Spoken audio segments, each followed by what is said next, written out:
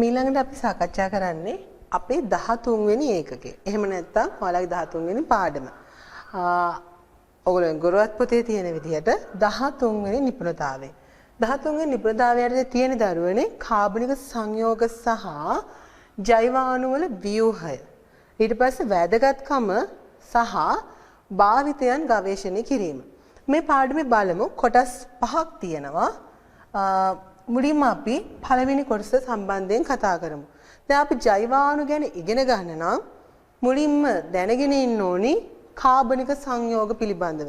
එහෙම නැත්නම් කාබනික රසායනය කියන විෂය ශාස්ත්‍රය දැනගෙන ඉන්න ඕන. කාබනික සංයෝග සඳහා ජෛවාණු පද්ධති සඳහා වැදගත් ක්‍රියාකාරී කාණ්ඩ තමයි මෙතනදී මම සාකච්ඡා කරන්න බලාපොරොත්තු වෙන්නේ. ඉතින් අපි ඉස්සරහට කාබනික රසායන කියන කොටස කතා කරගෙන යමු. කාබනික රසායන කියන කොටස කතා කරාට පස්සේ අපිට පුළුවන් කාබෝහයිඩ්‍රේට, ප්‍රෝටීන, ලිපිඩ, එන්සයිම් හා විටමින ගැන කතා කරගෙන යන්න. කාබනික රසායනය. මුලින්ම බලමු කාබනික ද්‍රව්‍ය කියන්නේ මොනවද කියලා. දැන් කාබනික ද්‍රව්‍ය කියන දේ ඕගොල්ලෝ අහලා තියෙනවා. සමහර විට ඕගොල්ලෝගේ හිතේ පොඩි අදහසකුත් ඇති. කාබනික ද්‍රව්‍ය කියන්නේ මේ දේවල් කියන එක. ඇත්තටම කාබනික ද්‍රව්‍ය කියන්නේ කොහොමද අපි අර්ථ දක්වගන්නේ? මම කියන්නම් අර්ථ දැක්වීම් දෙකක්.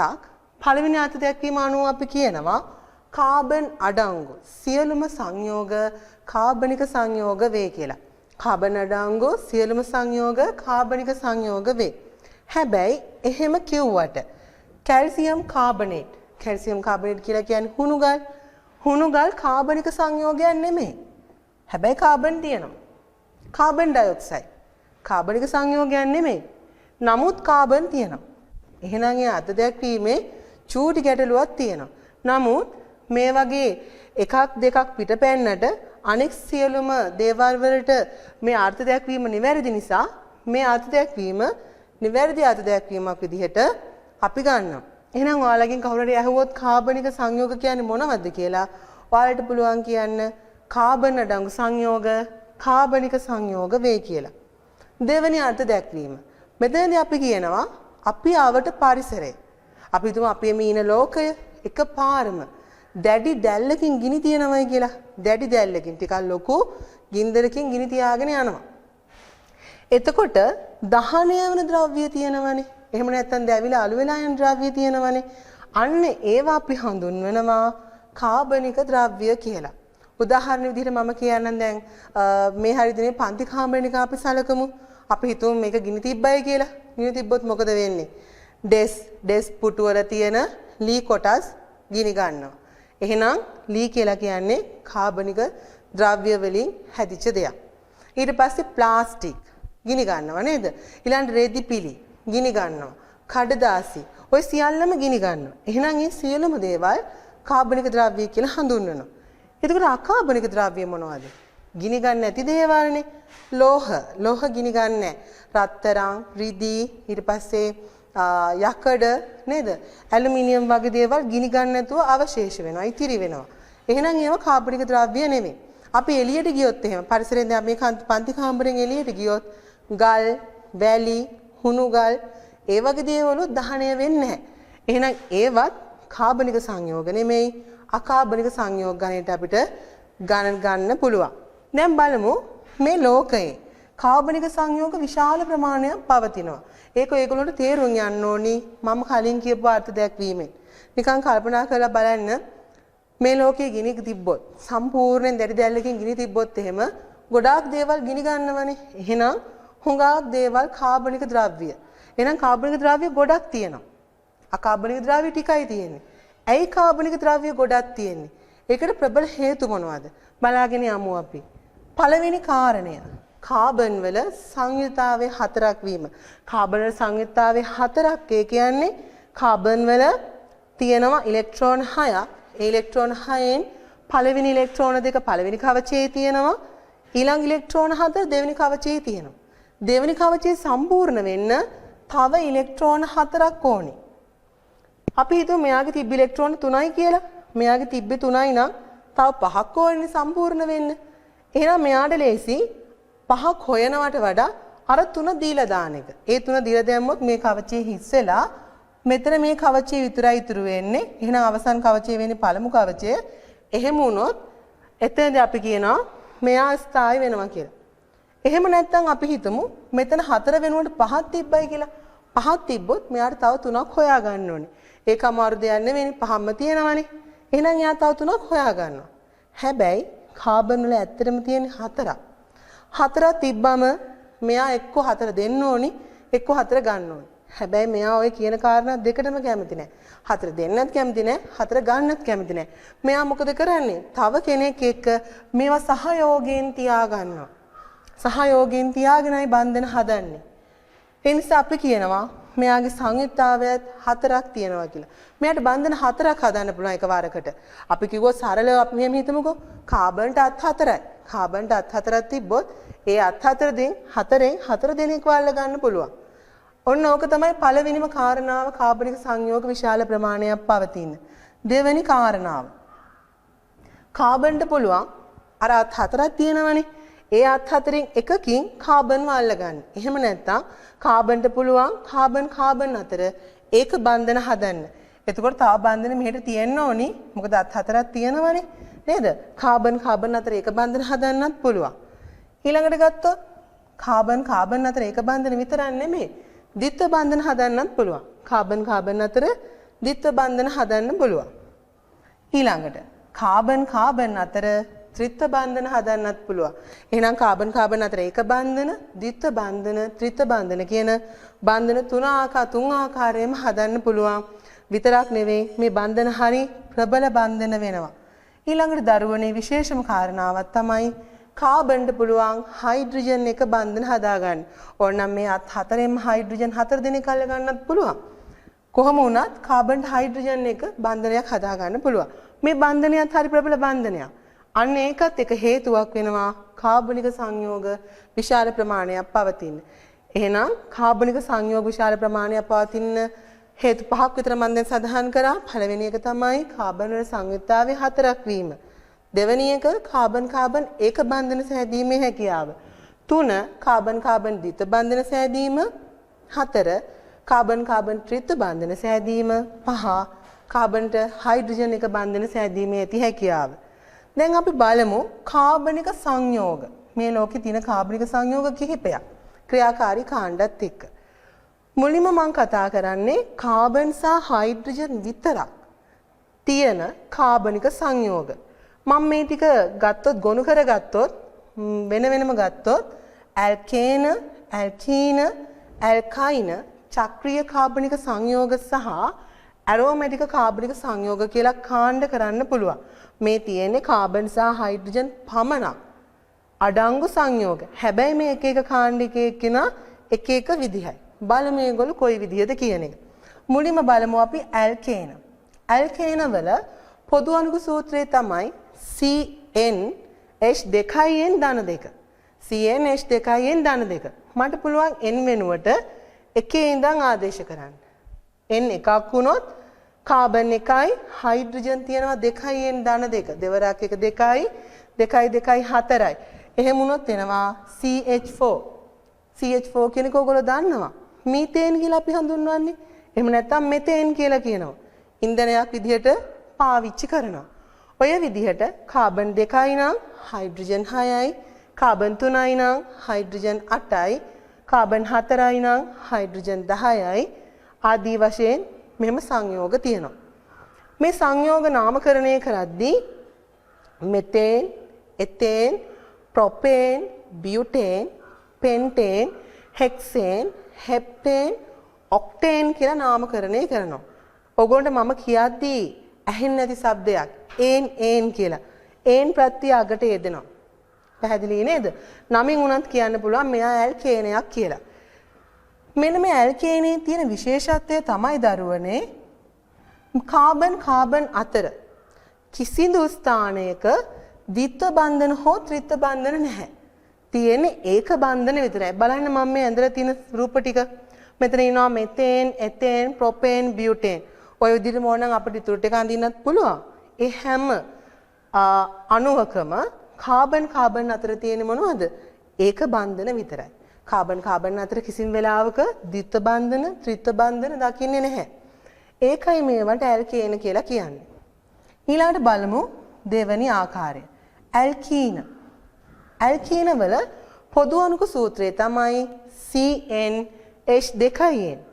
මෙයාගේ විශේෂත්වයක් තියෙනවා. විශේෂත්වය තමයි කොතන හරි තැනක කාබන් කාබන් අතර ද්විත්ව බන්ධන එකක් හෝ කිහිපයක් තියෙන්න ඕනේ. එහෙනම් කාබන් කාබන් අතර ද්විත්ව බන්ධනයක් තියෙන්න නම් අවම වශයෙන් කාබන් දෙකක් තියෙන්න ඕනේ.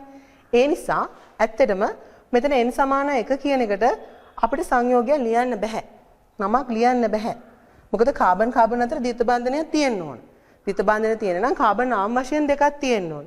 එහෙනම් අපි n සමානයි 2 ඉඳන් තමයි එයාලව අර්ථ දක්වන්නේ. n සමානයි 2 වුණොත් ඒ වගේ දෙගුණයක් හයිඩ්‍රජන් තියෙනවා. එහෙනම් C2යි H4, C3යි H6, C4යි H8 ආදී වශයෙන්. නම ලියන විදිහ බලන්න. අර කලින් තිබ්බ නම පොඩ්ඩක් වෙනස් කරලා තියෙන්නේ. එතේන් කියන එක එතීන් වුණා. ප්‍රොපේන් ප්‍රොපීන් වුණා. අගට බලන්න ඊන් කියලා යෙදලා තියෙනවා. එතීන්, ප්‍රොපීන්, බියුටීන්, පෙන්ටීන්, හෙක්සීන්, හෙප්ටීන්, ඔක්ටීන් කියලා. නමෙනුත් කියන්න පුළුවන් ඇල්කීනයක් කියලා නේද? එතකොට මේ වගේ රූප දිහා බැලුවොත් බලන්න ඕගොල්ලන්ට පේනවා ඇති කාබන් කාබන් අතර ද්විත්ව බන්ධන තියෙනවා. බලන්න මේ රූපයේ මෙතන ද්විත්ව බන්ධනයක්, මෙයාගේ මෙතන මේ බලන්න හැම එකකම ද්විත්ව බන්ධන තියෙනවා. හඳුන ගන්න ලේසි කාබන් හයිඩ්‍රජන් විතරයි තියෙන්නේ. හැබැයි කාබන් කාබන් අතර ද්විත්ව බන්ධන තියෙනවා. එහෙනම් එයා කවුද? ඇල්කීනයක්. දැන් බලමු ඇල්කයින. මම කියන්න කලින් ඕගොල්ලන් පොඩි අදහසක් ඇති. ඇල්කයින වල විශේෂත්වය තමයි කාබන් n සංඛ්‍යාවක් එක්ක හයිඩ්‍රජන් තියෙනවා 2n ඍණ 2ක්. දැන් අපි ඇල්කේන වල තිබුණේ කාබන් n H2n ධන 2.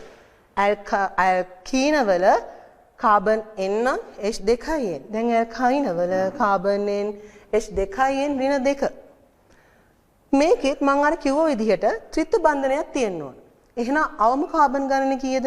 අවම කාබන් ගණන 2යි. මේ තියෙන්නේ අවම එක්කෙනා. එයාට අපි කියනවා එතයින්. ඔන්න නම වෙනස් වුණා. එතේන් කියන එක ජෙන් කියන ප්‍රත්‍යය යෙදුණා. එතයින්, ප්‍රොපයින්, බියුටයින්, පෙන්ටයින්, හෙක්සයින්, හෙප්ටයින්, ඔක්ටයින්. ඔතනින් එහාටත් අපිට ලියන්න පුළුවන් ඕන. මම මේ උදාහරණ කිහිපයයි ඔයගොල්ලන්ට පෙන්නලා තියෙන්නේ. මේ තමයි ඇල්කයින. හඳුනගන්නේ කොහොමද? කාබන් කාබන් අතර ත්‍රිත්ව බන්ධන එකක් හෝ කිහිපයක් තියෙනවා. හඳුන ගන්න හරි ලේසි. කාබනුයි හයිඩ්‍රජනුයි ඉන්නවා. ත්‍රිත්ව බන්ධන එකක් හෝ කිහිපයක් තිබුණා. දැන් බලමු චක්‍රීය කාබනික සංයෝග කියන ඒවා. මෙයාගේ තියෙන්නේ කාබනුයි හයිඩ්‍රජනුයි විතරයි. මොකක්ද වෙනස? මෙයා රේඛීයව නෙවෙයි ඉන්නේ. චක්‍රීයව ඉන්නේ. මේ තියෙන චක්‍රීය කාබනික සංයෝග. මෙයාට කියනවා නමක් මේක උදාහරණයක් මම පෙන්නලා තියෙන්නේ සයික්ලෝහෙක්සේන්. සයික්ලෝහෙක්සේන්. බලන්න කාබන් 6යි හයිඩ්‍රජන් ඔක්කොම කීයක් තියෙනවද? 12ක් තියෙනවා. මෙයාට කියනවා සයික්ලෝහෙක්සේන්. දැක්කහම අඳුන ගන්න ඕනි මෙයා චක්‍රීය කාබනික සංයෝගයක් කියලා. දැන් බලමු ඇරෝමැටික.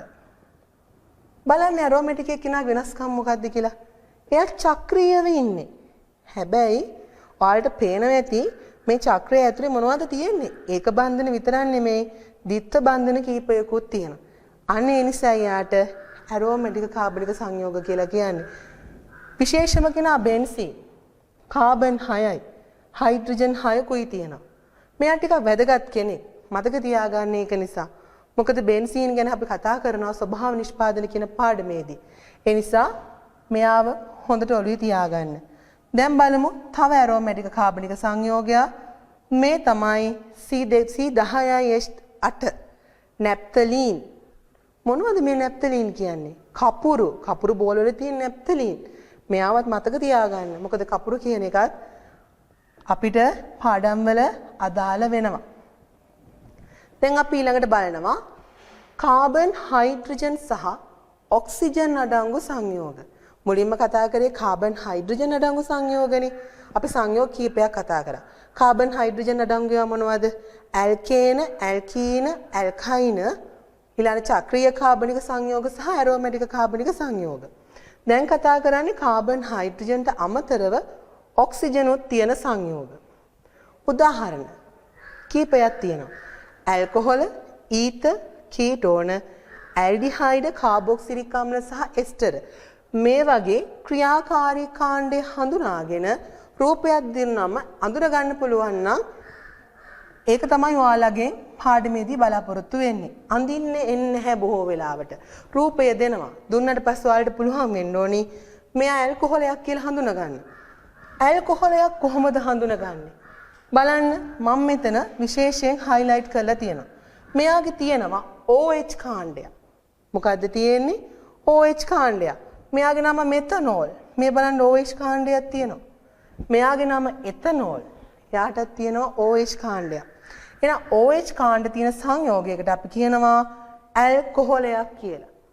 OH කාණ්ඩයක් තියෙන කෙනේ ඇල්කොහොලයක්. ඊතර්. ඊතර් වල තියෙන කාණ්ඩය මොකද්ද? COC. COC.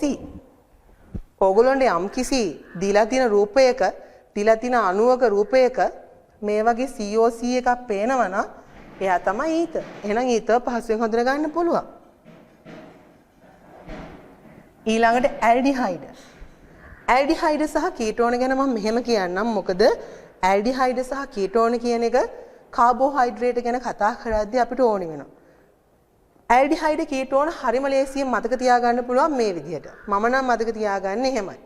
සහ මම ඉතින් ඒ ලෙවල් කරන කාලේ මම මතක තියාගත්තෙත් එහෙමයි. අපි හිතමු කෙනෙක් ඉන්නවා. ඔළුවේ ඔක්සිජන් තියෙනවා. ඔළුවේ මොනවද තියෙන්නේ? ඔක්සිජන්.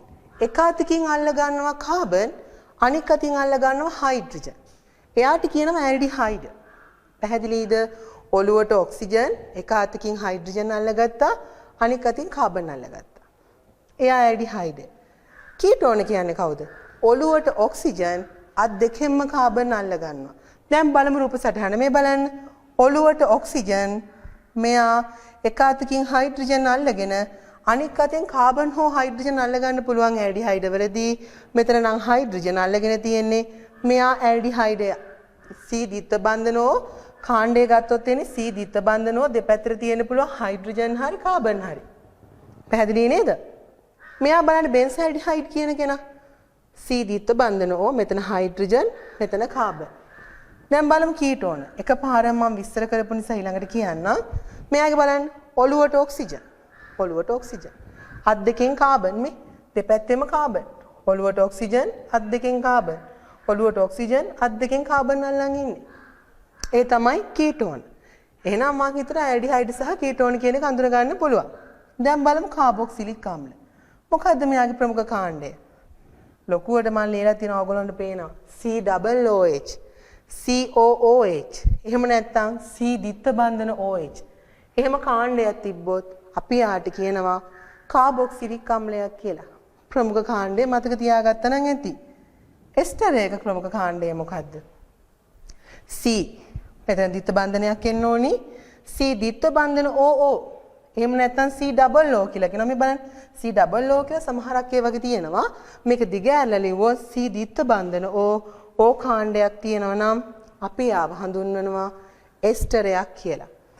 ඊළඟට බලමු අපි කාබන්, හයිඩ්‍රජන් සහ නයිට්‍රජන් අඩංගු සංයෝග. දැන් මුලින් කතා කරේ කාබන් සහ හයිඩ්‍රජන් අඩංගු සංයෝග.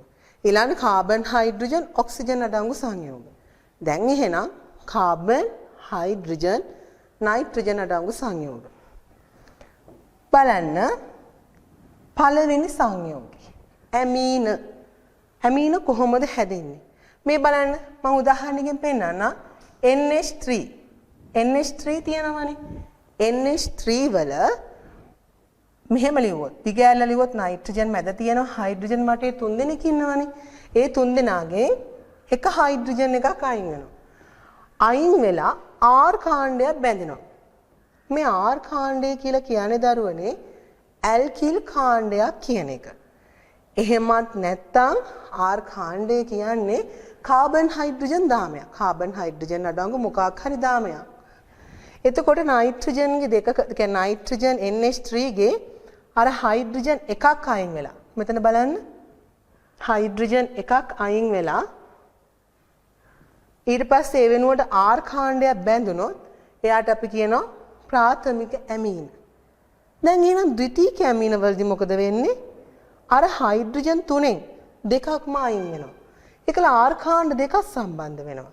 මෙයා ද්විතීයික ඇමීන. ඊළඟ තෘතීයික ඇමීන කියන්නේ කවුද? NH3 වල හයිඩ්‍රජන් තුනම අයින් වෙනවා. තුනම අයින් වෙලා ආර් කාණ්ඩ තුනක් සම්බන්ධ වෙනවා. එහෙනම් එයාට කියනවා අපි තෘතීයික ඇමීන. මෙහෙම ලියන්නත් පුළුවන්.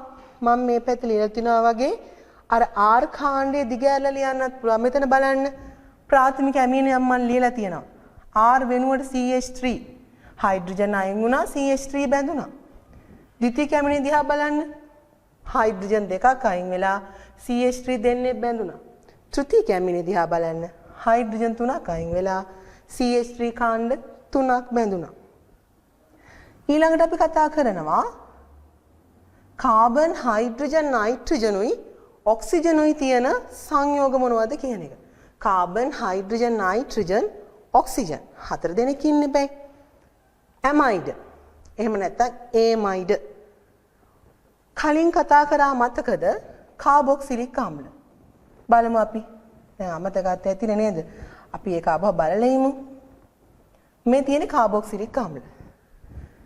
ඒකේ තිබුණා COOH කියලා කාණ්ඩයක්. මෙන්න මේ COOH කාණ්ඩයට බලන්න වෙන දේ ඒමයිඩ වලදී. ඒමයිඩ වලදී COOH කාණ්ඩේ CO තියෙද්දි OH කාණ්ඩය අයින් වෙලා NH2 කාණ්ඩයක් බැඳෙනවා. COOH වල C දිත්ත බන්ධන OH නේ. OH අයින් වෙලා NH2 කාණ්ඩයක් බැඳෙනවා. එයා තමයි ඒමයිඩය කියලා අපි හඳුන්වන්නේ. එහෙම නැත්නම් ඇමයිඩය කියලා හඳුන්වන්නේ. එහෙනම් දරුවනේ අපි කතා කරා කාබන් හයිඩ්‍රජන් අඩංගු සංයෝග, කාබන් හයිඩ්‍රජන් ඔක්සිජන් අඩංගු සංයෝග, කාබන් හයිඩ්‍රජන් නයිට්‍රජන් අඩංගු සංයෝග සහ කාබන් හයිඩ්‍රජන් නයිට්‍රජන් ඔක්සිජන් අඩංගු සංයෝග මොනවද කියන එක. ඊළඟට අපි කතා කරන්නේ ඔයගොල්ලෝගේ 13 වෙනි පාඩමේ දෙවනි කොටස. එහෙම නැත්නම් 13.2 නිපුණතා මට්ටම. එතෙන්ද අපි කතා කරන්න බලාපොරොත්තු වෙන්නේ කාබෝහයිඩ්‍රේට් වල ව්‍යුහය සහ ඒ වගේ තියෙන වැදගත්කම පිළිබඳව. දරුවනේ මීට කලින් මම කියන්නම් ජීවි දේහ තුල අපේ ජීවි දේහ තුල පවතින කාබනික සංයෝග මොනවද කියන එක. එහෙම නැත්නම් අපි මේ පාඩමට තව නමක් කියනවා ජෛවාණු. එහෙනම් ජීවි දේහ තුල තියෙන ජෛවාණු මොනවද? ඕගොල්ලෝ දන්නවා. කාබෝහයිඩ්‍රේට්, ප්‍රෝටීන, ලිපිඩ, විටමින සහ එන්සයිම් තමයි ඒ ජෛවාණු කියලා. එහෙම නැත්නම් මම හිතනවා ඕගොල්ලෝ සාමාන්‍ය පෙළ පන්තිවලදී මෙන්න මේ ජෛවාණු පිළිබඳව ඉගෙනගෙන තියෙනවා. මේකෙන් මුලින්ම අද දවසේ අපි කතා කරන්නේ කාබෝහයිඩ්‍රේට් කියන ප්‍රධාන ජෛවාණු වර්ග ආකාරය පිළිබඳව. කාබෝහයිඩ්‍රේට් සැලකුවොත් දරුවනේ කාබෝහයිඩ්‍රේට් වල කාබන්, හයිඩ්‍රජන් සහ ඔක්සිජන් කියන මූලද්‍රව්‍ය තමයි දකින්න තියෙන්නේ. මේකේ හයිඩ්‍රොක්සිල් කාණ්ඩ කිහිපයක් දකින්න පුළුවන්. කාබෝහයිඩ්‍රේට් එක හයිඩ්‍රොක්සිල් කාණ්ඩ කිහිපයක් දකින්න පුළුවන්. ඒ විතරක් නෙමෙයි මේ කාබෝහයිඩ්‍රේට් කියන එක ප්‍රධාන වශයෙන් කොටස් තුනක් යටතේ අපිට කාණ්ඩ කරන්න පුළුවන්. ඒ කාණ්ඩ තුන තමයි මොනොසැකරයිඩ්, ඩයිසැකරයිඩ් සහ පොලිසැකරයිඩ්. මොනොසැකරයිඩ් කියලා කියන්නේ කාබෝහයිඩ්‍රේට් වල තියෙන සරලම ආකාරය. එහෙම නැත්නම් තනි අණුවක්. මොනොසැකරයිඩ් කියන්නේ තනි අණුවක්. ඩයිසැකරයිඩ් කියන්නේ මොනොසැකරයිඩ් අණු දෙකක් එකතු වීමෙන් සෑදෙන අණුවකට. පොලිසැකරයිඩ් කියලා කියන්නේ මොනොසැකරයිඩ් අණු දෙකකට වඩා වැඩි ප්‍රමාණයක් එකතු වීමෙන් සෑදෙන අණුව. ඔයගොල්ලෝ මතක තියාගන්න මෙහෙම. මොනොසැකරයිඩයක් කියන්නේ පබළු ඇටයක් වගේ. එහෙම මතක තියාගත්තම ලේසි. ඩයිසැකරයිඩ් කියන්නේ හරියට අමුණපු පබළු ඇට දෙකක් වගේ. පොලිසැකරයිඩ් කියන්නේ අමුණපු පබළු මාලයක් වගේ. දැන් අපි එහෙනම් කතා කරමු මුලින්ම මොනොසැකරයිඩ් පිළිබඳව. මොනොසැකරයිඩ් කියලා කියන්නේ මං කිව්වා ඒකායවිකයක්. එහෙම නැත්නම් සරලම අණුවක්. තනි අණුවක්. පබළු ඇටයක් වගේ. නේද? පොදු අණුක සූත්‍රය තමයි carbon N, hydrogen 2N, oxygen N. CnH2n ON කියලා කියනවා. ඔයාලට පේනවා ඇති කාබන් සංඛ්‍යාව ඔක්සිජන් සංඛ්‍යාවට සමානයි. මේ අණුවේ කාබන් සංඛ්‍යාව ඔක්සිජන් සංඛ්‍යාවට සමානයි. හැබැයි හයිඩ්‍රජන් සංඛ්‍යාව කාබන් වගේ දෙගුණයක්. මේක මේ විදිහට ලියන්නත් පුළුවන්. කැමති විදිහකින් ඕගොල්ලෝ මතක තියාගන්න. CN H2O N කියලා මතක තියාගන්නත් පුළුවන්. මේ N කියන එකෙන් ගුණ කරලා බලන්න. 2N ON. එහෙම ලියන්නත් පුළුවන්. ඉතින් කැමති විදිහකට මතක තියාගන්න ලේසි විදිහකට. දැන් අපි බලමු මොනොසැකරයිඩ් වල ගුණ. එකිනෙක අපි කතා කරමු. මොනොසැකරයිඩ් තනි අණුවක් නේද? පබළු ඇටයක් වගේ තනි අණුවක් නේද? එහෙනම් සාපේක්ෂ අණුක ස්කන්ධය ඊටාම කුඩයි. බර අඩුයි කියන එක නේද? සාපේක්ෂ අණුක ස්කන්ධය අඩුයි. එතකොට එහෙනම් අපි නිකන් මතක් කරගමු ඩයිසැකරයිඩ්. ඒකේ ඊට වඩා ටිකක් වැඩි වෙන්න ඕන. මොකද අණු දෙකක් නේ. පොලිසැකරයිඩ් වල ගොඩක් වැඩි වෙන්න ඕන. මොකද අණු කිහිපයක් නිසා. සංසන්දනාත්මකව මතක තියාගන්න. ඊළඟට මොනොසැකරයිඩ් කියද්දි උදාහරණකින් මතක තියාගත්තම ගුණ ගැන කතා කරන්න ලේසි. මොනොසැකරයිඩ් වලට ඕගොල්ලෝ දන්න හොඳම උදාහරණය තමයි ග්ලූකෝස් කියලා කියන්නේ. ග්ලූකෝස් ජලයේ දිය වෙනවද? මතක් කරලා බලන්න. ග්ලූකෝස් වතුරේ දිය වෙනවා නේද? ග්ලූකෝස් වතුරේ දිය වෙනවා මිශ්‍ර වෙනවා නෙමෙයි. ග්ලූකෝස් හොඳට වතුරේ දිය වෙනවා. එහෙනම් අපි කියනවා සියලුම මොනොසැකරයිඩ් ජල ද්‍රාව්‍යයි කියලා. සියලුම මොනොසැකරයිඩ් ජල ද්‍රාව්‍යයි. ජල විච්ඡේදනයට ලක් කළ නොහැකි. ජල විච්ඡේදනය කරනවා කියන්නේ ජල අණුවක් දීලා මේ අණුව තවදුරටත් කඩනවා කියන එක. හැබැයි මොනොසැකරයිඩ් අණුව තවදුරටත් කඩන්න බෑ. මෙහෙම මතක තියාගන්නකෝ. පබළු ඇටයක් අරගෙන ඔක තවදුරටත් කඩන්න බැරි කමක් නැහැ පුළුවන්. ඒත් ඒකේ තේරුමක් නැහැ. කඩන්න බෑ. පබළු ඇටේ වටිනාකම නැති වෙනවනේ. පබළු ඇටේ කඩලා දැම්මම අන්න ඒ වගේ තමයි මොනොසැකරයිඩ් අණුව තවදුරටත් කඩන්න බෑ. සරලව කිව්වොත් ජල විච්ඡේදනය කරන්න බෑ. ජල අණුවක් දීලා පැඩකට ඇති අණුවකට කඩන්න බෑ අපිට. ඒ නිසා අපි කියන ජල විච්ඡේදනයට ලක් කළ නොහැකි කියලා. ස්පටික බවට පත් කළ හැකි. ග්ලූකෝස් වලින් මතක තියාගන්න. ග්ලූකෝස් ටිකක් අතට අරගෙන අල්ලලා බලන්න. ස්පටික ගතිය දකින්න පුළුවන්. ඒ කියන්නේ ග්ලූකෝස් කියන එක ස්පටික නම් ග්ලූකෝස් කියලා කියන්නේ මොනොසැකරයිඩයක් නම් සියලු මොනොසැකරයිඩ් ස්පටික බවට පත් කරන්න පුළුවන්. මතක තියාගන්න මම අර උදාහරණේ නිතර මතක් කරන්නේ. කාබන් සංඛ්‍යාව ඉතින් මම කිව්වා ඔක්සිජන් සංඛ්‍යාවට සමානයි නේද? හැබැයි හයිඩ්‍රජන් සංඛ්‍යාව නම් ඒ වගේ දෙගුණයක්. පැණි රසක් සහිත වේ. ග්ලූකෝස් ටිකක් කාලා බලුවම ඔයගොල්ලෝ දැනෙනවා පැණි රසක් තියෙනවා කියලා නේද? එහෙනම් පැණි රසක් සහිත අණුවක් කියලා කියන්න පුළුවන්. දැන් බලමු කාබෝහයිඩ්‍රේට් වල ආකාර. පොදු අණුක සූත්‍රයේ CnH2n කියලා කිව්වනේ මම. එතකොට මේ කාබන් සංඛ්‍යාව මොනොසැකරයිඩ් වල 3 සිට 7 දක්වා වෙනස් වෙන්න පුළුවන්. බලමු කාබන් 3යි නම් මේ සමීකරණයට ආදේශ කරලා බලන්න. කාබන් 3යි නම් හයිඩ්‍රජන් ඒ වගේ දෙගුණයක්. ඒ කියන්නේ හයිඩ්‍රජන් 6යි ඔක්සිජන් 3යි. කාබන් 4යි නම් හයිඩ්‍රජන් 8යි ඔක්සිජන් 4යි.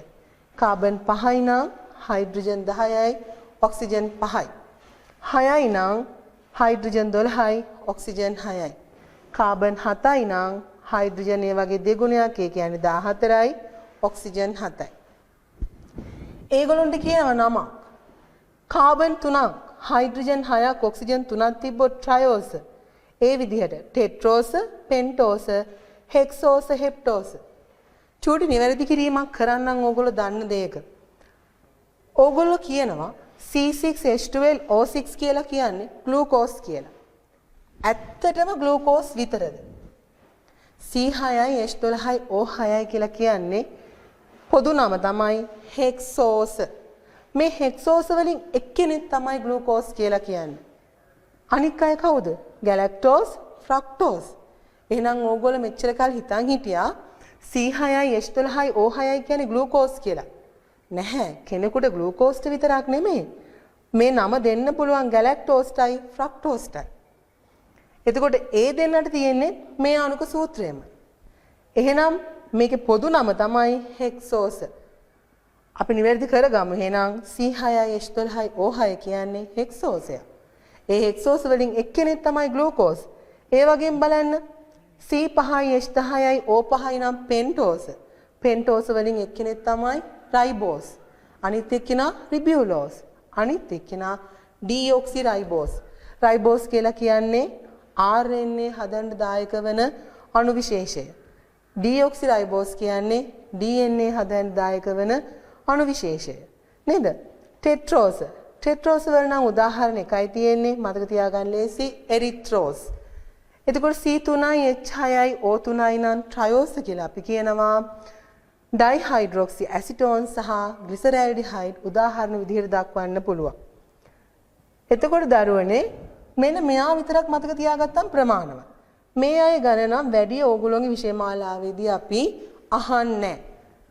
වැඩි මතක තියාගන්න ඕනේ C6යි H3යි O6 කියලා කියන්නේ හෙක්සෝසයක් කියන එක. මොකද ග්ලූකෝස් ගැන, ගැලැක්ටෝස් ගැන සහ ෆ්‍රක්ටෝස් ගැන අපි ගොඩක් ගැඹුරට කතා කරනවා ඉස්සරහට. දැන් බලමු ක්‍රියාකාරී කාණ්ඩය මත කොහොමද මේ මොනොසැකරයිඩ් වර්ගීකරණය කරන්න කියලා. මම කලින් කොටසදී ඕගොල්ලන්ට කිව්වා. එහෙම නැත්නම් කාබනික රසායනික කියන කොටස උගන්වද්දි කිව්වා ඇල්ඩිහයිඩයක් හා කීටෝනයක් හඳුනගන්නේ කොහොමද කියලා. මම ආයිත් මතක් කරන්නම්. ඇල්ඩිහයිඩය හඳුනගන්නේ කොහොමද? කාබන් හිසට ඔක්සිජන් එක අතකින් හයිඩ්‍රජන් අල්ලගෙන අනික් අතින් කාබන් හෝ හයිඩ්‍රජන් අල්ලගෙන ඉන්නවනම් එයාට කියනවා ඇල්ඩිහයිඩය. ඔළුවට ඔක්සිජන් එක අතකින් අනිවාර්යෙන් හයිඩ්‍රජන් අල්ල ගන්න ඕනි. අනික් අතින් කාබන් හරි හයිඩ්‍රජන් හරි අල්ලගෙන ඉන්න ඕන. එයා තමයි ඇල්ඩිහයිඩය. කීටෝනේ කියන්නේ ඔළුවට ඔක්සිජන්, ඒ කියන්නේ කාබන් කියලා ගත්තොත් කාබන්ගේ ඔළුවේ ඔක්සිජන් තියෙනවා. අත් දෙකෙන්ම කාබන් අල්ල ගන්නවා. අත් දෙකෙන්ම කාබන් අල්ලගත්තොත් එයාට කියනවා කීටෝනයක් කියලා. දැන් බලමු. මෙන්න මේ රූප සටහන වලින් බලන්නේ කොගොන්න පහසු වෙයි කියලා මම හිතනවා. මේ බලන්න මෙන්න මේ කාණ්ඩය. මේ ඉන්නේ ග්ලිසරැල්ඩිහයිඩ්. ග්ලිසරැල්ඩිහයිඩ් කියන කෙනාගේ තියෙන කාණ්ඩය බලන්න. ක්‍රියාකාරී කාණ්ඩය ඇල්ඩිහයිඩයක්ද කීටෝනයක්ද? මේ C දිත්ත බන්ධන O එක අතකින් ඔළුව තියෙන ඔක්සිජන්. එක අතකින් කාබන් අල්ලගෙන එක අතකින් හයිඩ්‍රජන් අල්ලගෙන. මෙයා ඇල්ඩිහයිඩයක්. ඇල්ඩිහයිඩ් කාණ්ඩයක් මේ තියෙන්නේ. එහෙනම් මෙයාට විශේෂ නමක් දෙනවා. ඇල්ඩිහයිඩ් කාණ්ඩය සහිත මොනොසැකරයිඩ් එකකට අපි කියනවා ඇල්ඩෝසයක් කියලා. මේ කාණ්ඩය බලන්න. Carbon ද්විත්ව බන්ධන O. ඒ කියන්නේ ඔළුවට ඔක්සිජන්. අත් දෙකෙන්ම කාබන් අල්ලන් ඉන්නේ. කීටෝන කාණ්ඩයක් තියෙන්නේ. එහෙනම් එයාට කියනවා කීටෝස කියලා. දැන් බලමු මෙන්න මේ තුන් දෙනා. මේ ඉන්නේ ග්ලූකෝස්, ගැලැක්ටෝස් සහ ෆ්‍රක්ටෝස් කියන තුන් දෙනා. මෙයාගේ බාන ප්‍රමුඛ කාණ්ඩය කාබන් ද්විත්ව බන්ධන O එක අතකින් හයිඩ්‍රජන් අල්ලගෙන. එහෙනම් ඇල්ඩිහයිඩ් කාණ්ඩයක්. එහෙනම් එයා ඇල්ඩෝසයක්. ගැලැක්ටෝස් කියන කෙනා බලන්න. එයාත් එක අතකින් හයිඩ්‍රජන් අල්ලගෙන. එහෙනම් එයාත් ඇල්ඩිහයිඩ් කාණ්ඩයක් සහිත කෙනෙක්. එහෙනම් එයාත් ඇල්ඩෝසයක්. අන්තිම කෙනා ෆ්‍රක්ටෝස් කියන කෙනා.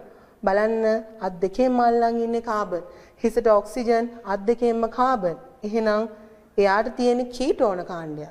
එහෙනම් එයා කීටෝසයක්. ඔය විදිහට අපිට මොනොසැකරයිඩ් ඇල්ඩෝස සහ කීටෝස කියලා ක්‍රියාකාරී කාණ්ඩය අනුව වර්ගීකරණය කරන්න පුළුවන්.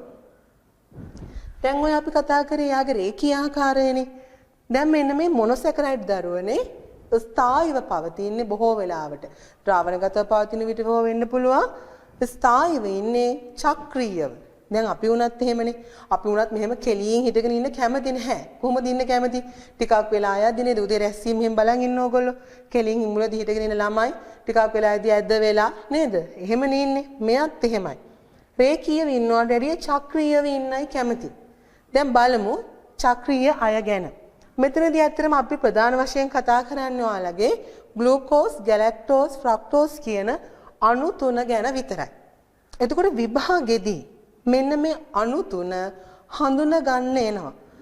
තුන්දෙනාගෙන් ෆ්‍රක්ටෝස් කියන කෙනා හඳුනා ගන්න හරියම ලේසි. හැබැයි ග්ලූකෝස්, ගැලැක්ටෝස් නිමුන්නෝ වගේ ටිකක් හඳුනා ගන්න අමාරුයි. හරියටම ක්‍රියාකාරී කාණ්ඩ දිහා බලලා ඒ කාණ්ඩ තියෙන තැන් දිහා බලලා අඳුර ගන්න ඕනි. බලමු මුලින්ම ග්ලූකෝස්. ග්ලූකෝස්ගේ ආකාර දෙකයි. ඇල්ෆා ග්ලූකෝස් කියලා එකක් තියෙනවා. තව තියෙනවා බීටා ග්ලූකෝස් කියලා එකක්. දෙන්නම ඉස්සලා මම ඇල්ෆා ග්ලූකෝස් පෙන්නලා ඉන්නම් ඕගොල්ලන්ට. බලන්න මෙන්න මෙතනින් පටන් ගමු.